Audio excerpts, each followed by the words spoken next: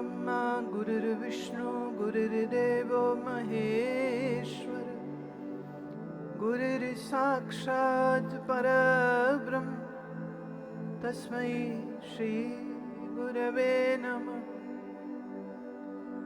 ध्यानमूलं गुरुर्मूर्ति पूजामूलं गुरुर्पदं मंत्रमूलं गुरुर्वाक्यं मोक्षमूलं गुरुकृपा। ओम शांति शांति शांति। आज हम थोड़ा सा संकीर्तन पहले करेंगे। ओम नमः शिवाय। ओम का अर्थ जो सत्य है, चेतन है, आनंद है, व्यापक है। उसी सत्य को श्री गुरु नानक देव कहते हैं आद सच जुगाद सच है भी सच नानक होसी भी सच। उसी को उपनिषद कहती है त्रय काल अबाधित्यम सा सत्यम, जो तीन काल में जिसका कभी नाश नहीं होता उसको हम सत्य कहते हैं। अच्छा, एक मुस्लिम हो, हिंदू हो, सिख हो, आर्य समाजी हो, जैन हो, बौद्ध हो, क्या कोई ये कहेगा कि हम असत्य को मानते हैं? नहीं, वो कहेंगे हम सत्य को मानते हैं। ऐसे ही जड़ को तुम भगवान को तुम अल्लाह कहो, तुम राम कहो, तुम बुद्ध कहो, क्या वो जड़ हैं? आप कहोगे नहीं, चेतन है। क्या वो दुख रूप है? आप कहोगे नहीं, आनंद रूप होने चाहिए। और क्या वो किसी एक जगह में है? अब यहां पर आकर के कुछ मजहब फंस जाएंगे, क्योंकि कईयों ने अपने भगवान को ऊपर पता नहीं कहां वहां बैठा रखा है। कोई कहता है वहां सचखंड है, कोई कहता है वहां जन्नत है, कोई कहता है भगवान का घर 7 तलों के बाद 8वें पे आता है। लेकिन अगर मैं श्रीमद् भगवद गीता को लूं तो गीता कहती है ईश्वरा सर्वभूतानां हृदय से अर्जुन तिष्ठति। जो सर्वभूतों में है वही तुम्हारे भी हृदय में है। अगर मैं वाणी की तरफ दृष्टि लेके जाती हूं तो वाणी कहते हैं वाह, तू अनेक है फिर एक है, एक अनेक व्यापक पूरक जत देखा तत् सोई। सब गोविंद है, सब गोविंद है, गोविंद बिन नहीं कोई। भगत नामदेव जी का आता है सबे घट राम बोले, राम बोले, और राम बिना को बोले रे। और अगर इसको मैं अद्वैत वेदांत की तरफ ले जाऊं तो अद्वैत मतलब दूसरा है ही नहीं कोई, वही एक सच्चिदानंद व्यापक है, वही तेरे में है, वही इस सारे जगत में है। इसलिए वाणी कहती ए जग हर का रूप है, हर रूप नदरी आया। ये परमात्मा का ही स्वरूप है जगत। तो ही मोही मोही तो ही अंतर कैसा, कनक कटक जल तरंग जैसा। अनेक प्रमाण देते हैं। मैंने कल भी ये बात कही थी, अगर आप ठीक से भगवद गीता को समझेंगे, और मैंने कोशिश करी कि लोग समझें, इसलिए एक एक श्लोक को उसकी डिटेल में जाके बताया, हिंदी में बताया, अंग्रेजी में बताया। और अब तो गीता का एक कंसाइज फॉर्म, इतनी सी किताब है, इतनी सी मोटी और इतनी सी कि हाथ में उठा के तुम ट्रेन बस प्लेन कहीं भी चले जाओ, 2 श्लोक 4 श्लोक रोज के तुम देखो। मैं पढ़ने की हक में नहीं हूं। आप रेस्टोरेंट जाते हैं तो आप मेन्यू पढ़ते हैं, उसमें से एक चीज चुनते हैं और ऑर्डर कर देते हैं और फिर खा लेते हैं। तो गीता मेन्यू कार्ड है, वाणी मेन्यू कार्ड है। वो बताती है कि इसमें क्या क्या अनमोल रतन पड़े हुए, ढूंढो और उसको प्राप्त करने का यत्न प्रयत्न करो। वाह वाह। लेकिन मुश्किल ये है कि ज़्यादातर लोग इतनी मेहनत इस पे करते ही नहीं है, इसलिए कोई गुरुद्वारे मत्था टेक के घर आ जाता है, कोई मंदिर जाके मत्था टेक के घर आ जाता है, लेकिन इस बात को वो समझने की तैयारी ही नहीं करता है, कोशिश भी नहीं करता है, और फिर बताने वाला भी कोई नहीं मिलता है। योग जिसको पुरुष और प्रकृति कहते हैं, पुराण उसी को शिव और पार्वती कहते हैं, और योग जिसको ईश्वर और प्रकृति कहते हैं, वेदांत में हम उसको ब्रह्म और माया कहते हैं। ये ब्रह्म और माया का खेल है सारा। अब माया क्या है? अज्ञान। माया क्या है? मन पे पर्दे है। तो मन पे पर्दे पड़े हैं ना, इसलिए इंसान शरीर जानता है, शरीर के भोग जानता है, खाना पीना जानता है। अगर मैं इसको 3 शब्दों में जोड़ दूं तो food, sex, sleep, that's it. भोजन, भोग और निद्रा, 3 चीजें हैं बस।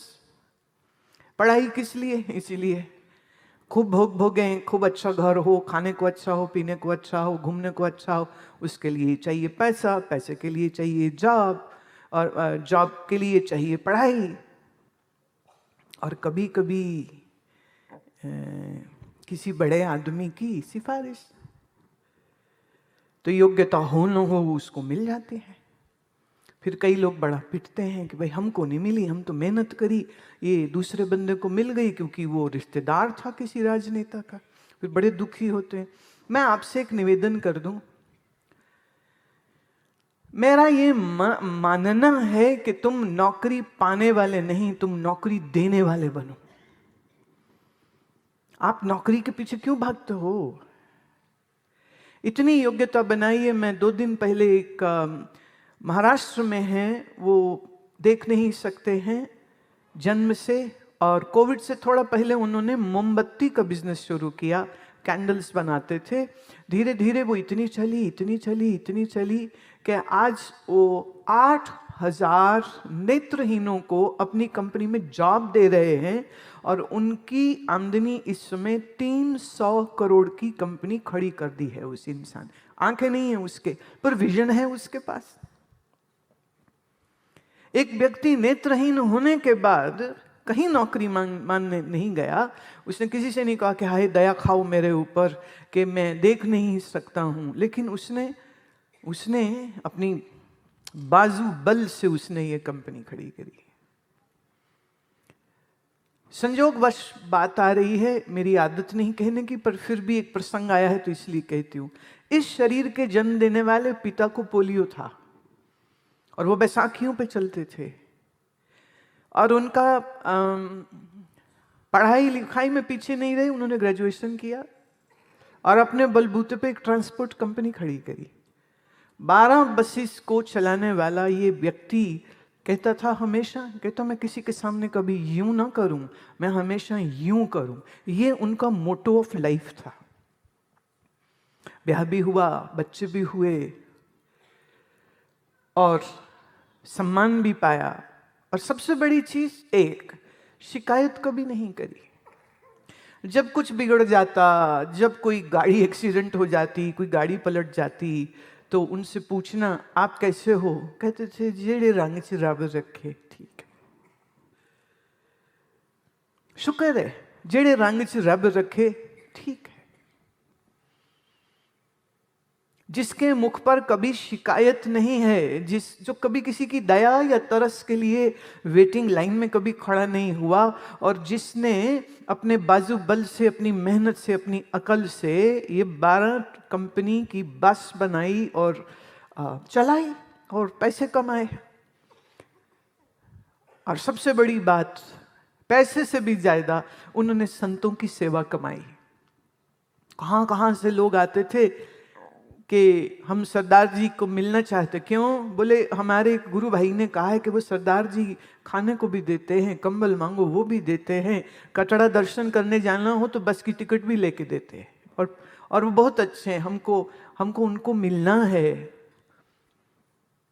तो जो लोग ये कहते हैं ना कि अरे हमारी जिंदगी में कुछ हो नहीं रहा, हमको जॉब नहीं मिली, हमको सीट नहीं मिली, हमको ये हो गया। अरे प्यारे, शिकायतें नहीं, थोड़ा शुक्र करना सीखो। दो चीजें हो सकती हैं, या तो हम शिकायत करते रहे, ये नहीं है, ये नहीं है, ये नहीं है, ये नहीं, और या शुक्र करना सीखो। क्या है, क्या है, क्या है, जो है उस देने वाले का धन्यवाद करके मन में बुद्धि का इतना ज्ञान का प्रकाश रखिए कि आप ये जाने कि जो मेरे कर्म में है वो कोई छीन नहीं सकता है। और अगर कोई पाप करके, रिश्वतखोरी करके, भ्रष्टाचार करके या तुमसे आगे बढ़ गया है, तो या तो तुम सिर्फ अमीर होना चाहते हो पर रिश्वत खाने की हिम्मत नहीं है, इसलिए बैठा कह रहा है ले सारे आगे चले गए, सारे आगे चले गए, तू भी हो जा फिर बेईमान। और अगर बेईमान नहीं हो सकता है तो जानो इस बात को, आपकी उपमा आपके बड़े घर, बड़े बैंक बैलेंस से नहीं होती है। आपकी उपमा इस बात पे होती है कि तुम रात को सुकून से सोते हो और नींद की गोलियां नहीं खानी पड़ती, और जब आंख बंद करके सिमरन के लिए बैठते हो तो मन परमेश्वर के नाम में डूब जाता है, तुम्हारा मन बेचैन नहीं होता। जिसका मन हमेशा बेचैन है, हो उसके पास करोड़ों रुपए, पर जिसको रात को चैन से नींद नहीं आ रही और जिसको दिन में चैन नहीं, हमेशा पकड़े जाने का डर रहता है। मेरी एक शिष्या ईडी में है, हाँ ऑफिसर है, तो वो जब भी मुझे मिलती है ना तो वो हमेशा सुनाती है, अब ये अफसर पकड़ा, अब ये अफसर पकड़ा, तो मैं उसकी खूब पीठ थपथपाती। स्त्री है, कद में छोटी है, पर शौर्य में बड़ी तेजस्वी है वो। मैं कहती मुझे सबसे ज्यादा ना तेरी इस जॉब की वजह से होती है। कहती जी मेरा काम यही है, मैं काम कर रही हूँ और पैसे तो हमको भी ऑफर हो जाते हैं कि छोड़ दो, केस बंद कर दो, रहने दो, पीछे ना आओ, छापा ना मारो, बहुत कुछ होता है, लेकिन कहती मैं डरती नहीं। अब पूछो कि तू डरती क्यों नहीं है, तो वो कहती है कि आपने ये सिखाया कि हम लोग स्वयं सबके सब शक्ति रूपा है, तो जो शक्ति रूपा है उसको किस बात का डर हो सकता है? जो शक्ति रूपा है उसको कौन डराएगा? जो शक्ति रूपा है, देवी सिर्फ किसी मंदिर में कैद नहीं है, वहां पर उसका पार्थिव स्वरूप हो सकता है। पार्थिव स्वरूप मतलब पिंडी है, उसमें आंख कान ना कुछ नहीं है, वो पार्थिव स्वरूप उस देवी की तपस्या की स्थली है, उसकी तप की स्थली है। वैसे क्या आप जानते हैं कि मां वैष्णो की तपस्थली में उस देवी की कहानी क्या है? परम भक्ता, परम तपस्विनी, शक्ति रूपा योगिनी, और श्री राम को अपना वर चुनना चाहती थी। और राम ने कहा कि मैं अपने इस जन्म में सिर्फ एक पत्नी व्रती रहूंगा, मैं किसी और स्त्री को स्वीकार नहीं कर सकता हूं। तो उसने कहा मेरे प्रेम और समर्पण का प्रसाद प्रभु कब मिलेगा? बोले अभी और तपस्या चलने दो। और वो तपस्या कहाँ करती हैं? इसी त्रिकुटा पर्वत पे जाकर के तप करती हैं। किसकी इंतजार कर रही हैं? संसार की।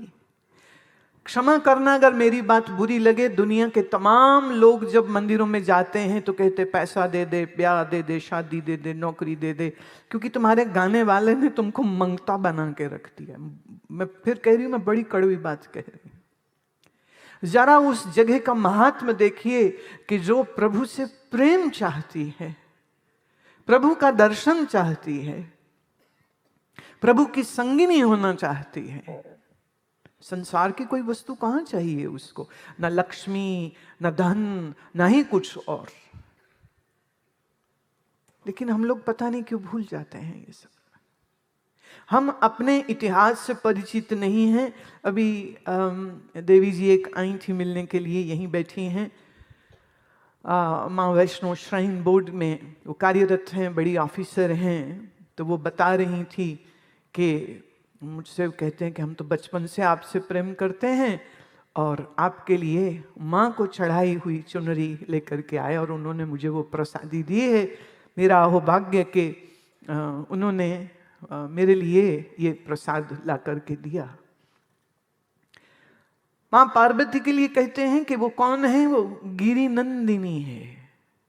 गिरी नंदिनी, हिमावन राजा की पुत्री है, गिरी नंदिनी है और विश्व विनोदिनी है, नंदनुते है और गिरिवर विंध्य शिरोधि निवासिनी, विष्णु विनाशिनी, जिष्णुनुते।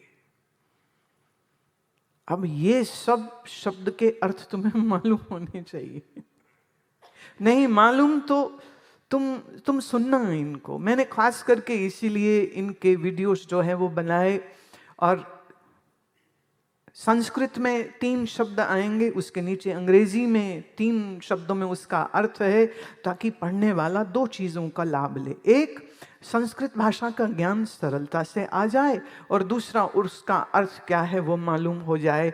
और जिसको ये पता लग जाए कि जिस शक्ति रूपा का हम नमन कर रहे हैं, मनन कर रहे हैं, आई जगदम्ब मदम्ब कदम्ब वन प्रिय वासिनी हासुरते, शिखर शिरोमणि तुंग हिमालय शिंग निजालय मध्य गते, और बैठ के जो तप कर रही है उस तपस्विनी देवी का हम स्मरण करें, तो हमें भी तपस्वी होना चाहिए। फिर से क्षमा मांग लूं कि किसी का मन न दुखे, पर सिर्फ नवरात्रि के दिन मीठ शराब छोड़ा और सारा साल खाया, इनको मैं कैसे देवी भक्त मानूं?